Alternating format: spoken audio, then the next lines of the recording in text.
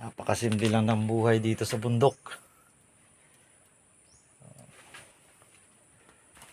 Yan, nagawa ako ng box para yung mga gamit ko na iniiwanan dito, hindi mawala. So,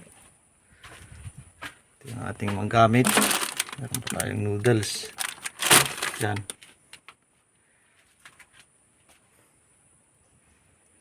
Ating lutuan. Ano kaya ang ating kanin? Yun. Ito na. Meron akong kangkong. Tapos na sili.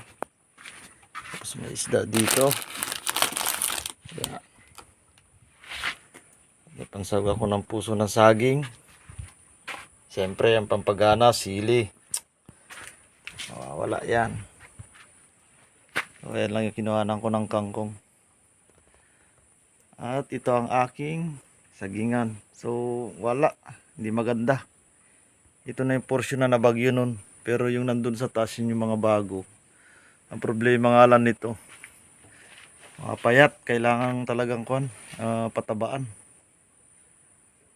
And, so, hindi ko pa nakasikaso. Dito naman sa kabila, ayan, sa taas, hindi okay rin.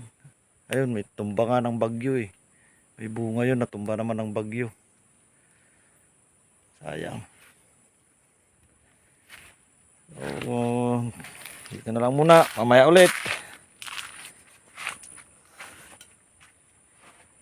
Sarap yan. Kahit yung puso lang nilaga. Tapos sa bagoong. Ay sili, kalamansi. Pwede na. Ba?